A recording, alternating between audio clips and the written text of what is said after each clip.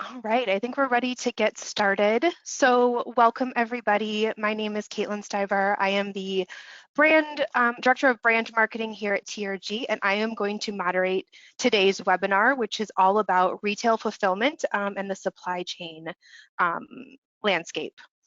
What we're going to cover today is really, three main areas. So one, how has the landscape of retail fulfillment changed over the last 3 years? What have we really seen?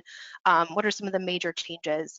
And then what are some of those emerging technologies that companies are starting to invest in order to combat those changes? And then finally, we're going to end on, what does the future of retail fulfillment look like in the next 5 to 10 years? What should you really be thinking about now to get ahead or at least not fall behind? So before we dive in, just want to share a few housekeeping items. So one, please make sure to use the chat box to submit any questions you have. If we don't get to your questions, we'll make sure to follow up with them after. And then we definitely want your feedback. So please complete the survey at the end once we send that out. Sorry. And we would love to know if, how you felt about today's content, if you have any suggestions. We really want to get your opinion on that. And then finally, I would be a terrible marketer if I did not remind you to keep an eye out for different emails from TRG. Not only are we going to be sending the webinar recording, but we also have a great bunch of educational resources that we'll send out as well. So now that we have got the boring stuff taken care of, want to give our experts a chance to introduce themselves. So Tim, you are our guest today, so why don't you start? Thank you, Caitlin, and hello to everyone. I'm Tim Kane, and I am a retail industry principal with Zebra Technology. In that role, what I do is I spend a lot of time with our account teams talking to customers about retail trends and how those retail trends are impacting the initiatives that the customers are currently involved in. So most of my work is with our customers and account teams, and look forward to talking to you on the webinar today. Thank you. Great, and Daniel? Yes, my name is Daniel Manukin. I'm an enterprise account executive at TRG. I've been in the data collection industry since 2009, and I've been at TRG since 2016, mainly focused on scanning, printing, RFID, wireless software, anything that has to do with data collection, mostly dealing with medium to enterprise size clients. Awesome. Well, thank you guys both for joining us. I'm sure we're going to learn a ton today. I know I will, since you guys are such great experts. So to kick it off, this question is going to be for both of you. Definitely want you both to jump in. Can you guys kind of give us the lay of the land of where, retail fulfillment has been in the last 3 years? What are some of the major changes that you've seen? Tim, why don't we go ahead and start with you? Okay, so the last 3 years, retail fulfillment has completely changed, and the pandemic, and I hate to continue to say pandemic, but the pandemic has stressed the supply chains and really had a devastating effect on retail and the consumer. And some of the areas where we've seen the most significant changes, if you remember back 3 years ago, where we, in many cases, had to order online. We didn't have a choice. We could not go into stores. And in that period, retailers found out how difficult it was to fulfill an online order, and also how expensive it was to fulfill an online order. So that event really started to have the retailers focus more on their supply chain and on their whole fulfillment system. So you've seen a tremendous amount of activity over the last 3 years, which I think is going to continue forward for at least the next 5 years, for retailers to try to figure out how to best serve their customers and how to get their fulfillment and their supply chains in order. Yeah, I mean, I think none of us want to relive the pandemic, but it truly did kind of change everything. Daniel, do you have anything to add around that? Yeah, absolutely. So I agree with everything that Tim said. And I think, Tim, one of the things you and I have discussed previous to this webinar was the labor challenges. So it's been in the news that there have been labor shortages as a result of the pandemic.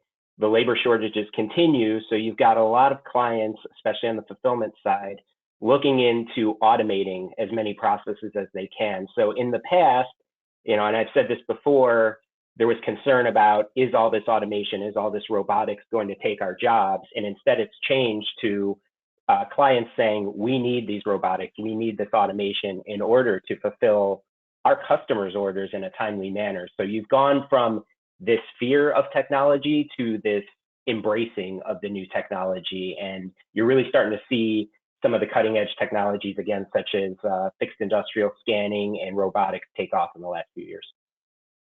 Yeah, and jumping on that issue that you raised about labor and the acceptance of labor to automation, what we're seeing is that the people in the warehouses are happy to have some of their tasks automated, because some of the more mundane tasks are the tasks that they just don't want to do.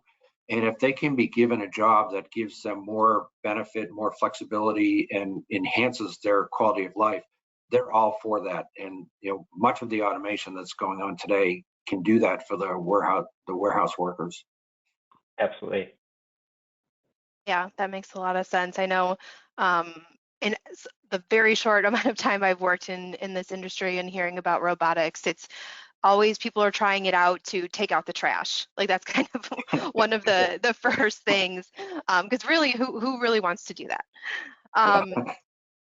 So that really leads us nicely into our next question, and I think this is really where we want to spend a lot of our time, but just what are the emerging technologies that companies are starting to invest in to really, combat these challenges, really kind of think ahead? So Daniel, I know you had a couple of good points earlier. Why don't you kick us off? Yeah, so I'll start with robotics. There's been talk of it for many years. You do have larger companies such as Amazon that were amongst the first to implement robotics, but now you're starting to see it really take off amongst other clients who are maybe not as large or have as much capital as Amazon. And to your point, Caitlin, that you just spoke about a minute ago, dunnage removal or trash and recycling removal has been a big hot topic. I have one client that I was in their fulfillment center, and they have groups of 5, and all they do is spend the day wandering around the warehouse taking out recycling and trash. And as we spoke about earlier with the labor shortage, my client would much rather have those employees doing something besides just removing trash. So when the idea arose that you could have robots driving around and picking up the dunnage and taking it to the compactor or the recycling bin for you, that was of immediate interest to them, because there's not only immediate ROI on something like that, but then you're able to take employees who you're having a hard time retaining or hiring and have them do something else. Some of the other technologies is RFID is really starting to take off. So I think we've been talking about RFID for decades now, and there are some projects that have succeeded with clients, but they've been few and far between in the past. Now you're really starting to see everyone inquiring about RFID. I've got another client that has to do inventory on all of their products, and their products are these tiny jars that go in a box, and someone would have to manually unpack the box and count each jar. And that takes up a tremendous amount of time, and it's not a very efficient process. So the idea was proposed, what if we put an RFID tag on all these jars, waved a wand around the box and did our inventory that way? And so that's a situation where when you're not having a labor shortage, maybe a client's not keen to pursue that, but now that there are those challenges out there, these are the types of projects that we're being asked about. And then fixed industrial scanning as well. So historically, there's been kind of the standard fixed scanners that have a almost consumer grade imager, and then you've got these other manufacturers that make these really high-end fixed industrial scanners. As we're all aware, Zebra's entered that market with more of a cost-effective solution, and we're seeing a lot of that where clients need that high-end fixed industrial scanning, but they need it at a better price. And now that that technology has gotten to a better price point, we're starting to see a lot more interest in that as well, whereas in the past, it was really cost prohibitive. Got it. And we have a quick question from the audience. So Daniel, how long, when you're talking about robotics and, something coming in to take over the trash, like how long does it take for someone to start that process and get that installed and start seeing the ROI? Is that a long-term play? Is it something they can, do pretty quickly? Yeah, so, we've partnered with Zebra, who recently acquired Fetch Robotics, and one of the benefits to the Fetch solution is it doesn't require a full integration into your WMS, into your backend system. All it requires is a wireless network. So with clients that are interested in whether it's dunnage removal or helping with picking, you can do a proof of concept. You can have it done in a month or two. You can implement the robotics in a couple of days. And again, when you're taking employees that you have a shortage of and you're able to have them do something that A, is more beneficial to the company than taking out trash, but B, also, as Tim mentioned earlier, more exciting than taking out trash, you can have a robotics installation going in anywhere from 3 to 6 months. And when you're taking that labor charge and removing it and putting it elsewhere, you're seeing ROI very quickly. I would say within a couple of months. Yeah, and another thing along that line is the robotic solutions, you can scale up and scale down. So if you have peak times where you need more robots in your distribution center, you can get them for that peak time. And a good example is, companies, Locus is one where they have robots that actually work with the pickers and the selectors, and the robot will go to where the picker is, and they will, load up the totes on the robot, and then it will move to the next section. That does a number of things. First of all, it reduces the physical wear and tear on the worker because they're not walking around the whole million square foot facility. They're staying in an area where they have to just fill the robot when the robot comes. But the other thing is it gives you tremendous flexibility when you have those peaks where now, maybe you run 10 robots on a regular, and then you double that when you get into a peak period. And that really is something that I think is going to be really beneficial and really popular moving forward. One of the things that I heard at ProMat a couple of months ago was that a lot of the people who are responsible for the distribution centers are looking for more flexibility. And so they're using robots so they don't have to put in big conveyor systems. And that allows them to not only scale up and scale down at peak times, but it also allows them to configure the fulfillment center at certain times of year to be most productive and get the most goods through that fulfillment center. So I think we're going to see a lot of that moving forward. Yeah, absolutely, Tim. And to add to your point, if you've got employees or you're contracting with a company to do, let's say, trash and recycling removal, you're signing a year or a multi-year contract and you're locked into that contract.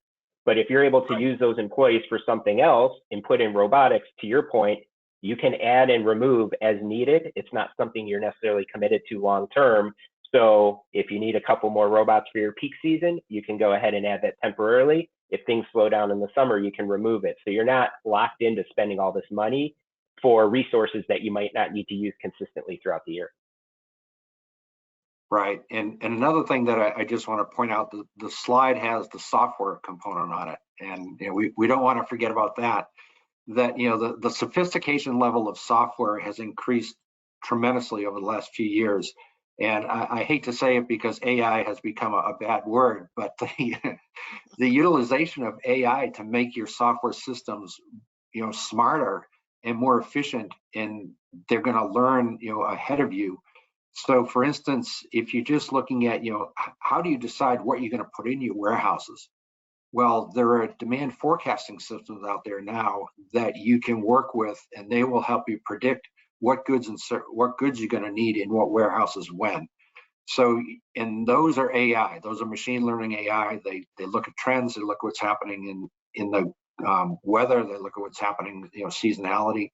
So we're going to see more and more of that getting into the warehouses, so that they're going to be putting the goods in the warehouses that they should be putting the goods in the warehouses. And you're not going to go in and see this pallet of stuff that came into the warehouse 5 years ago and nobody wants to even talk about it.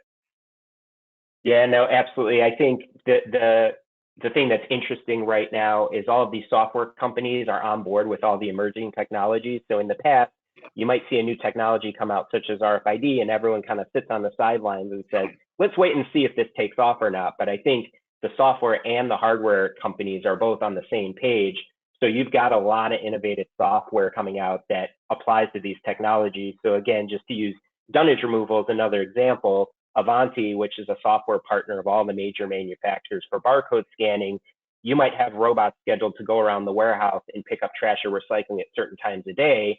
But let's say an employee is walking down an aisle in the warehouse and they see that a bin is already full and a robot's not anywhere nearby. There's an Avanti software solution that can go on a handheld device. You can scan the barcode of that rack location and it'll summon a robot to come and get it. So that's where you're starting to see software play with the hardware. And I feel like everyone is on the same page in terms of this is where technology is headed. And you're going to see just more and more innovative solutions coming out in the next few years.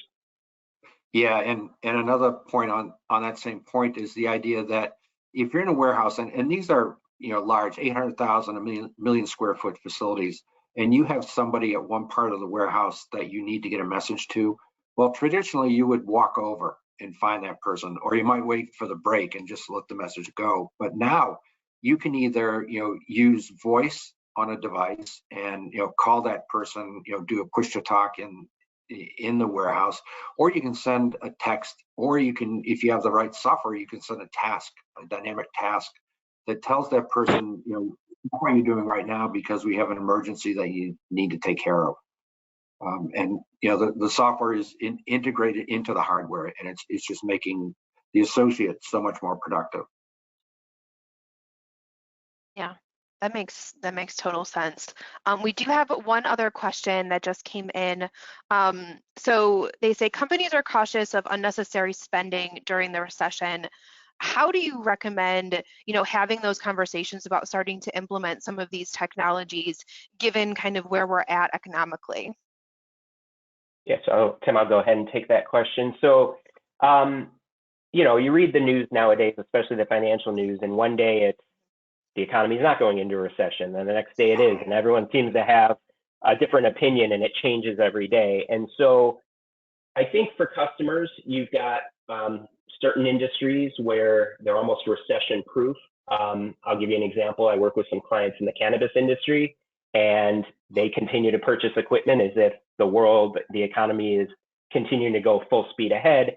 And then you've got other companies that either are feeling the effects of a slowdown or they're concerned about a slowdown. And so when you're doing these types of projects, especially on emerging technologies such as fixed industrial scanning or robotics, the question is always ROI. And so I think the difference we're seeing right now is historically when a customer wants to do a project, and if the economy is strong and they're not concerned about the future, they don't mind if ROI is 2, 3, or even longer out. They're willing to make that investment. I think the difference you're seeing right now is if customers are willing to spend money, but they want to see a faster ROI. So when we talked about a dunnage removal project, well, you can say, how much am I paying these employees?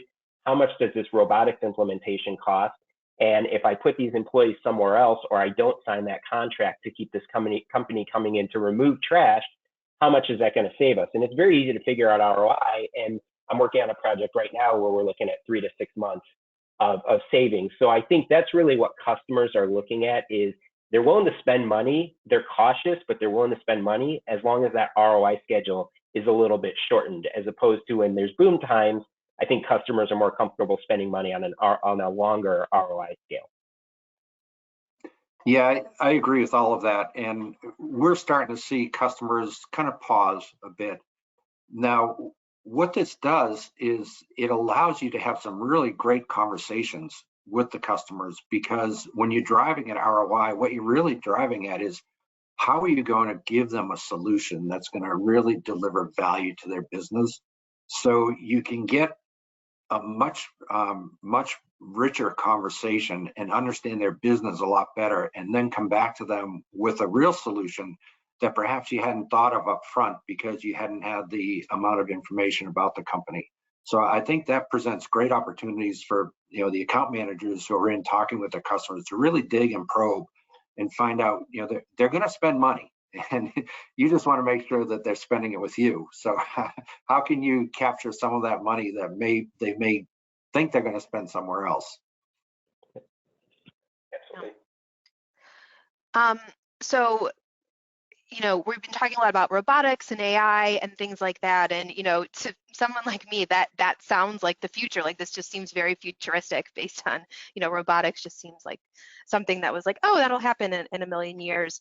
But what do you guys see as like the future of retail fulfillment? Where is the, supply chain going? And, are there, new things coming out outside of robotics that, people should be at least thinking about now so that they don't fall behind in the next 5 to 10 years? Tim, would you like me I'll to take start with that one, or go ahead? Okay.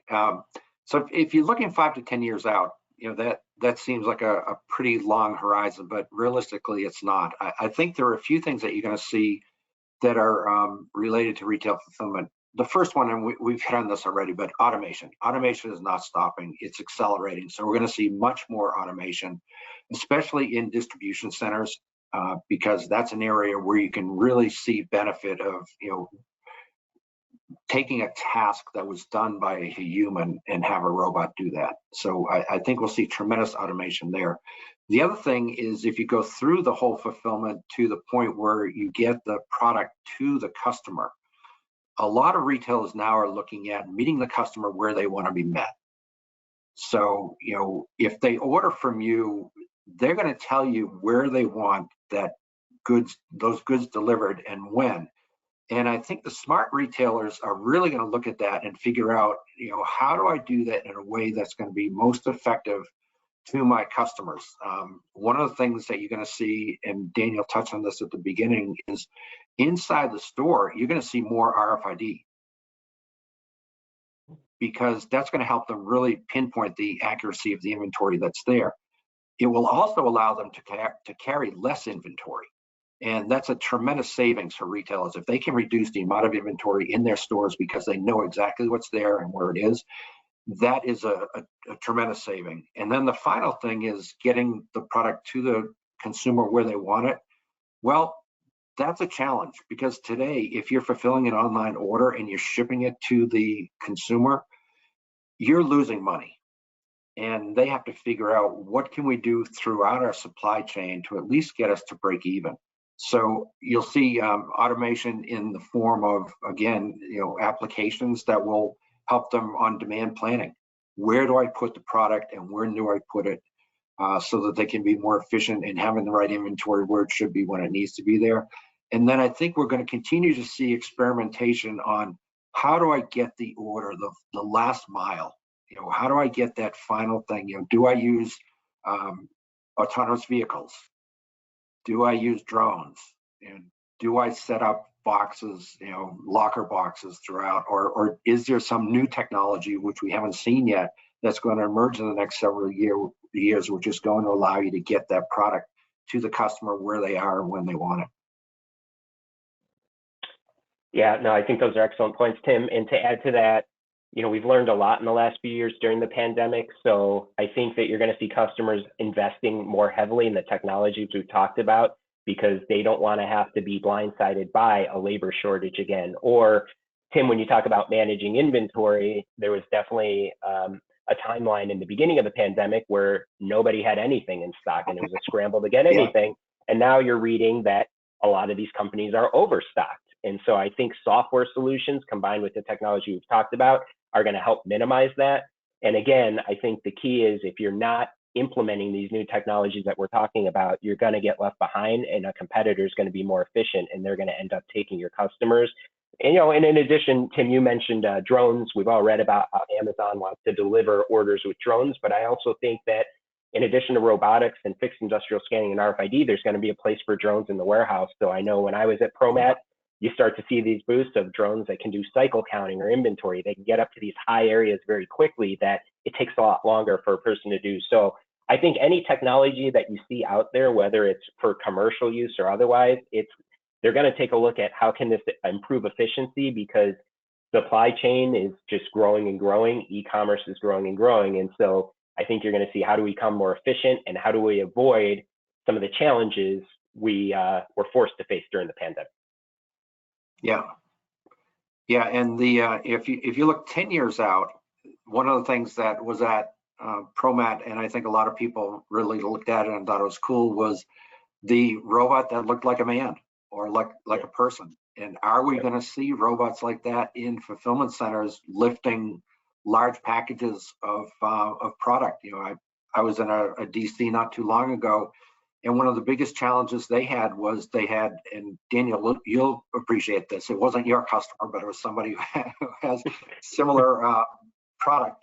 They have selectors that all day pick 40-pound bags of dog food, cat food, food for farm animals, and that's a hard job. And then they have to build the pallet on top of that. So, an autonomous person would probably be better doing that. And I think the selectors would love to have somebody take their job away from them. Yeah, and I'll actually add to that with another story. So I know when, for example, kitty litter comes in, it'll come in wrapped in a pallet, and then you unwrap the pallet. But if you go ahead and ship kitty litter just by itself and it busts open, you've got a disaster. And that's actually happened. So you've got customers in that industry that are having to manually unwrap the entire pallet and then manually wrap each box before it goes out. So if it does get damaged in shipment, all the kitty litters just go all over the place. That is something that can absolutely be automated. And I think those are the things that clients are going to start looking at, A, to use the labor elsewhere, but B, to make things much more efficient. Right. So one question that I had listening to you guys, talk, I think this has been an awesome discussion. So thinking about, if I'm, a potential client who's looking at automation, what are some of the first things I should be thinking about? Like, how do I really prioritize all of these things we were talking about, whether it's robotics or RFID, like how do I kind of go ahead and get started if I want to start the automation process? And Daniel, this may be more for you, but just thinking about, people who are like sitting there saying, oh, this seems so overwhelming. What's the best way to get started? Yeah, I think that, there are two ways, which is one, attending a trade show is always a good way to start. You go to a show like ProMat, which was just in Chicago a few months ago, or next year's Modex in Atlanta. You're going to see all the emerging technologies, but I also just think walking around your warehouse and looking at what am I having people do, where I sit there and I go, why am I having a person do that? They could be doing something else instead. So you walk in a warehouse and you go, why do I have a group of people wandering the warehouse taking out trash? Isn't there some more efficient way to do that? Why am I having to manually unwrap and rewrap these pallets in individual boxes? So I think the starting point is, what am I having employees do that I feel like there's got to be a better solution that I could utilize that workforce for something that really requires a human versus being automated.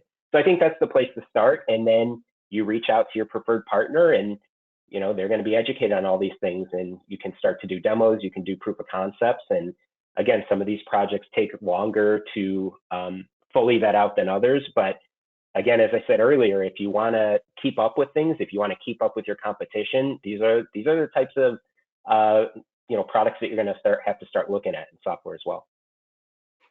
Yeah, and just to add on that, I agree with everything that Daniel said. And one of the things that I do want to pick up on is he mentioned partners. I think it's so important to find the right partner to work with, and to find somebody that you feel you can trust, and also find somebody that you believe has staying power. So what we've started to do recently is because we realize the tremendous focus and investment that's happening inside the distribution center, we're doing warehouse assessments. And we go in and we spend basically half a day inside a warehouse looking at every aspect of that warehouse. And we ideally work with the supply chain organization because they're the ones who are responsible for the warehouse. And we'll meet with them ahead of time, get an overview from them, and then go through the center with them, producing like a 10-page document at the end that provides them with all the observations that we've seen and some recommendations of where they might want to focus, and short-term recommendations, long-term recommendations. And we do that with our partners. So, we have a partner with us when we're going through, and at the end, our partner is involved in helping us put the assessment together and then do the readout to the customer. And what we found is we've just started doing this recently, but we found that the people inside the warehouse are very willing to share with you, and they're really interested in having you come in because they know that they have opportunities to make that area better and to make that warehouse perform better. So it's just something that we've been doing and we'll continue to do. Yeah, Tim, I think that's an excellent point. So having great partners, whether it's a manufacturer partner such as Zebra or a value-added reseller or solutions provider like TRG, maybe somebody in the warehouse, whether it's operations and IT, looks at one part of it and says, I feel like I could do this more efficiently. Daniel or Tim, can you come on site and give me some ideas? But then we'll come on site and we'll tour the entire distribution center or manufacturing facility. And instead of just one solution for the one problem they came to us with, we've got 5 other areas they could look at. And I have that happen all the time. Yeah. Awesome. Well, I think we're just about out of time. So is there anything else quickly that you guys would like to add that maybe we didn't cover in the last few minutes? There is one thing that I would add, and it talks about, who's spending money and, kind of holding back a little bit during the recession. What you typically find is the leaders continue to invest. So, if you're looking for, people to work with, typically the leaders, even good times, bad times, they continue to invest because they realize that they are going to have to run their business 5 years from now. Just, they're not going out of business. Yeah, I agree. That's a very good point. Times can go good or bad, but in the end, it seems like the economy always grows. So if you want to stay on top of things, you have to be, even during tough times, investing in the future to make sure you're keeping up with your competition. Awesome. Well, thank you, Tim and Daniel. We really appreciate you guys sharing your insights. That is all the time we have for today. As I mentioned, if your questions didn't get answered or you have some additional questions, please reach out. We are more than happy to answer those. We will be sending out the recording along with the survey. And also, please make sure you're following both TRG and Zebra on social media. We'll keep you updated on all our next webinars and more content. So thank you both. Appreciate your time today. Thank you, Caitlin. Thank you. Thanks for having us.